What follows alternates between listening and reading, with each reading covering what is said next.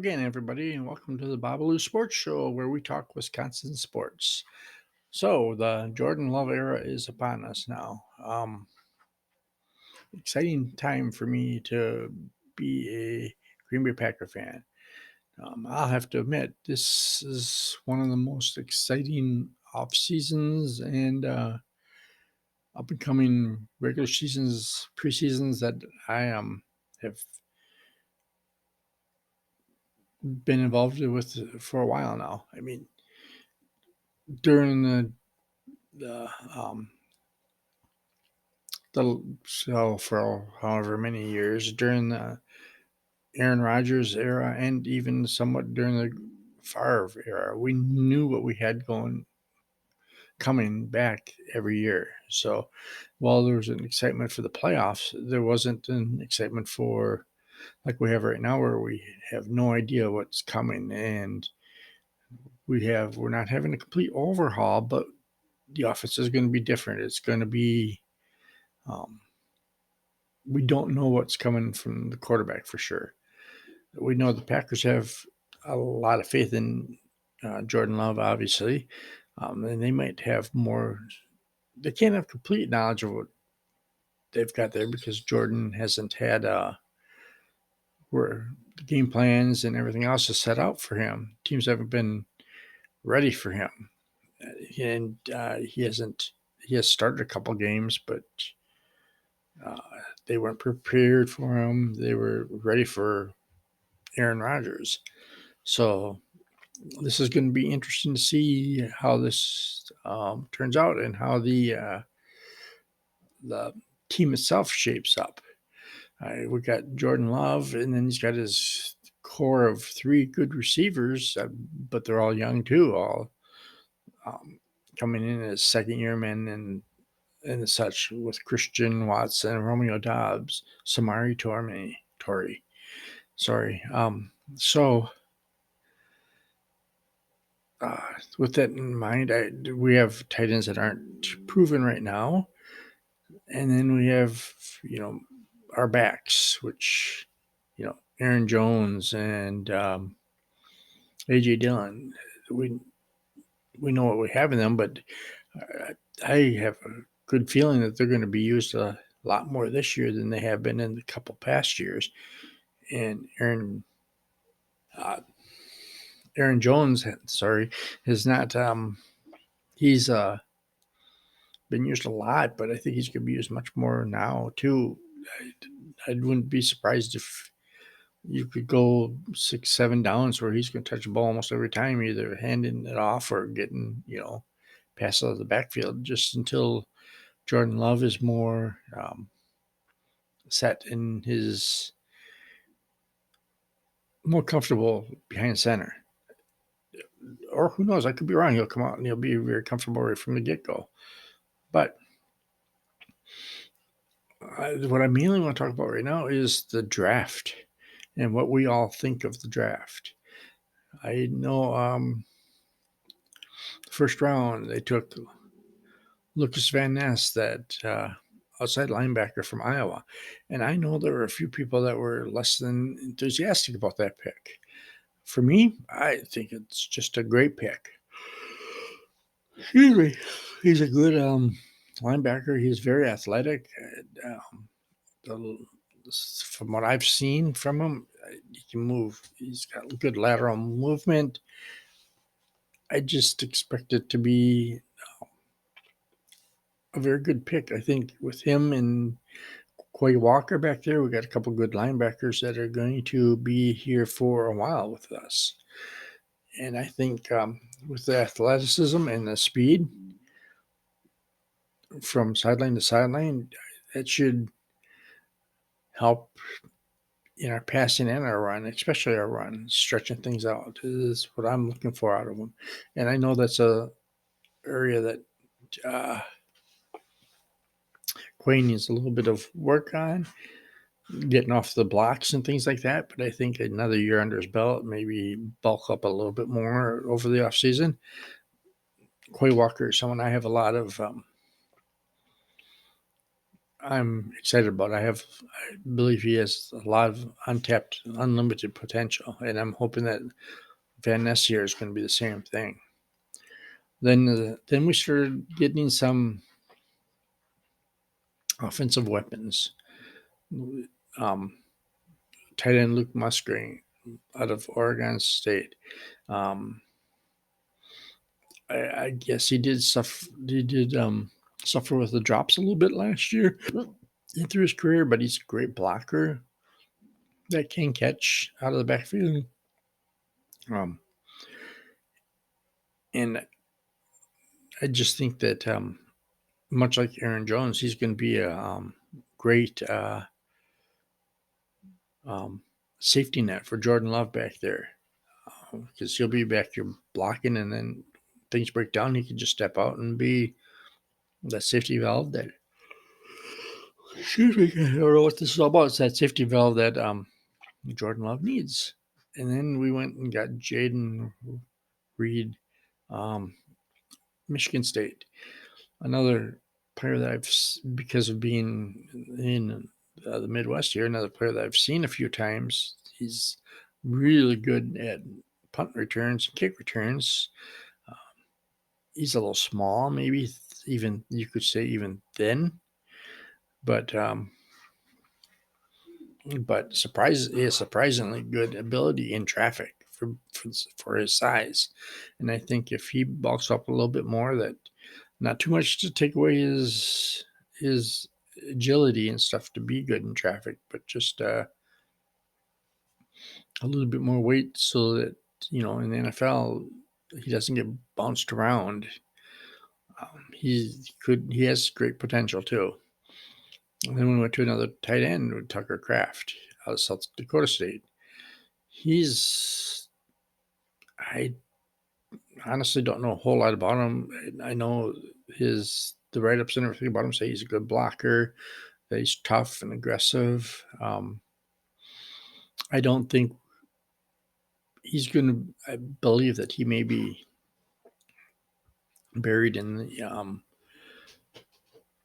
the depth chart, because I believe that my guess is Luke Musgrave is going to be our starter, and then you got Josiah Deguara that's going to be, the second tight end.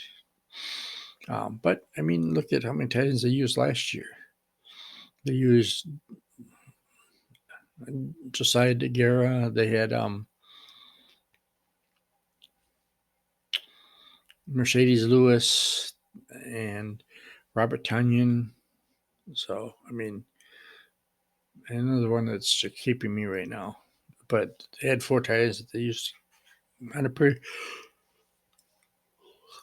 pretty normal basis every game. So then we had a DL, Colby Wooden from Auburn. The Packers will be using him, I guess, from what I saw, inside. But this is a player that I know absolutely nothing about at the moment, so I'm not going to give you any false information. I'm just say that I know he's going to be playing inside. In the 5th round, we took quarterback Sean Clifford from Penn State. He was a 3-time All Big Ten. He's a pretty darn good quarterback. Someone that I was kind of excited with him picking. I would say that him and Jordan Love, we'd have 2 good young quarterbacks that we could hopefully keep here for a long time. And they're both going to be on, rookie contracts. So that kind of keeps them here and affordable for the next, well, Jordan Love's coming off his rookie contract, obviously. But that means Sean Clifford is going to be there at a good price as a good backup and a quality quarterback.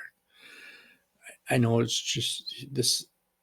He's just first coming to the pros, so we don't know any of that for sure. But I'm pretty sure from watching him that I believe that he has the tools to be an NFL quarterback. I mean, I'm not going to say he's a top starter or anything, but I mean, as far as his role on the team, he's I'm expecting him here long term. Let's just put it that way. Then we went back in the fifth round. Also, we went back to another wide receiver. What Davion Wicks, I believe is how you say his name, out of Virginia. And this is another receiver that struggled with drops. Um, and he didn't have a very good senior year. The regime changed and the scheme changed between his junior and senior year, and he did struggle with a new scheme, and his statistics dropped. But he's still a big play threat, and um, he's not going to be expected to come in and be a huge contributor. So I think he'll come in and he'll have his time to learn the system really well. And hopefully, if everything's going right in Green Bay land, he won't have to learn two different schemes. He just has to learn the one, and he'll be set. Um, we then went D line again with Carl Brooks, another one that's going to play interior. Another guy, he's from Bowling Green. I don't really know a lot about. Um, Also in the sixth round, they took kicker Anders Carlson out of Auburn. He struggled with injuries and long field goals, so I don't know about this pick really well. Right now,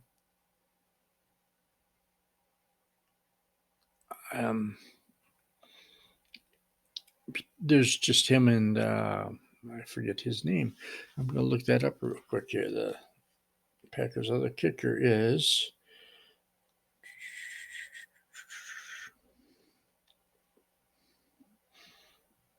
Parker White, and right now, depth chart wise, they got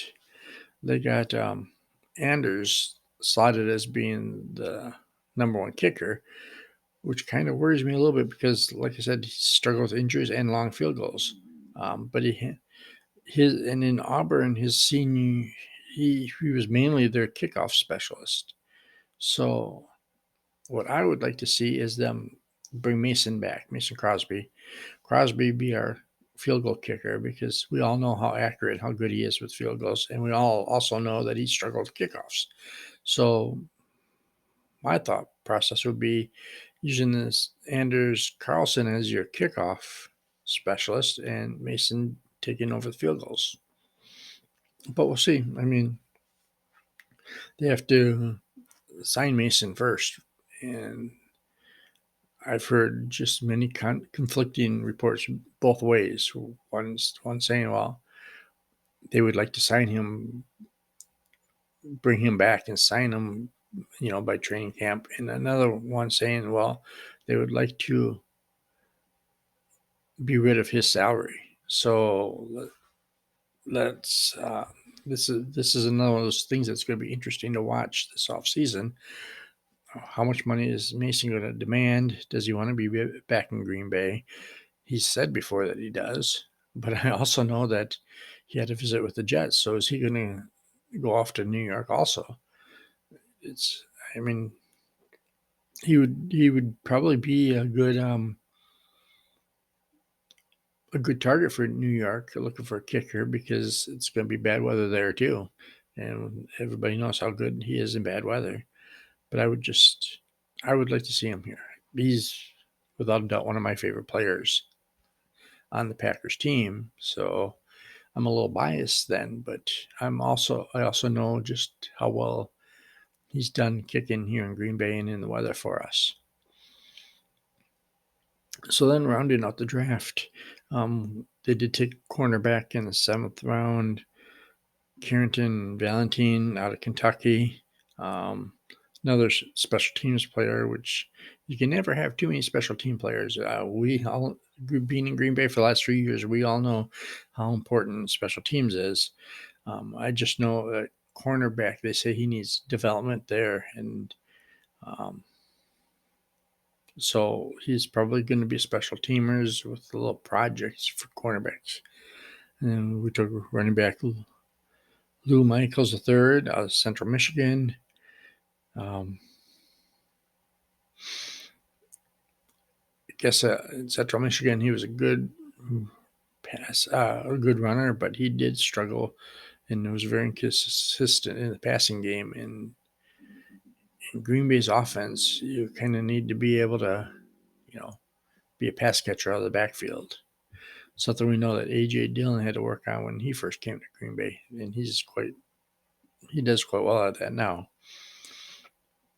Um, 2 more seventh-round picks: safety Anthony Johnson Jr. out of Iowa State, and although he started as a cornerback and then switched to safety, so he would be very versatile for the Packers. He could play both positions. I just don't know how well of a player in either position he is. So that would be something to watch. Then we got wide receiver Grant Dubois out of Charlotte, with our final pick. And being a receiver in that low in the draft, my guess, because I don't know a whole lot about him either, my guess is he's going to be relegated to special teams. But that is the first draft heading into the Jordan Love era. Plenty of people there to help him out, to give this first year, give him a jump start into this first year and see how we do. I mean, our team doesn't need, I shouldn't say we don't need a lot, but I think offensive wise, coming into the season, you're going to see more of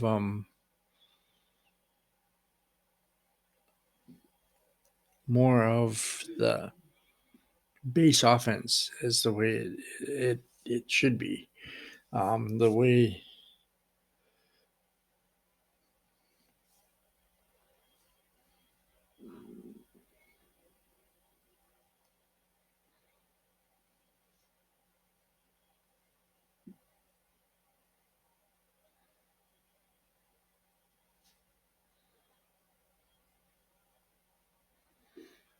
The way Matt LaFleur originally was going to run this offense, until I do believe, like some reports I've seen out there, that there was a little bit of a power struggle there between LaFleur and Aaron Rodgers, and I think we lost a little bit of our offense there. Whose shoulders that falls on, it's really irrelevant right now. We just need to move forward with the offense in the simplest form until Jordan can get a grip on it, and I think that'll help the Packers in the win-loss column, the Packers' consistency, and it'll help Jordan Love develop. So we will see. I mean, what about the rest of you out there? I'm sure most of you Packer fans are excited to see what's going on going forward. I'm sure there's some of you out there that are very bummed that Aaron isn't going to be back this year. And I can see that. I can see reasons for it.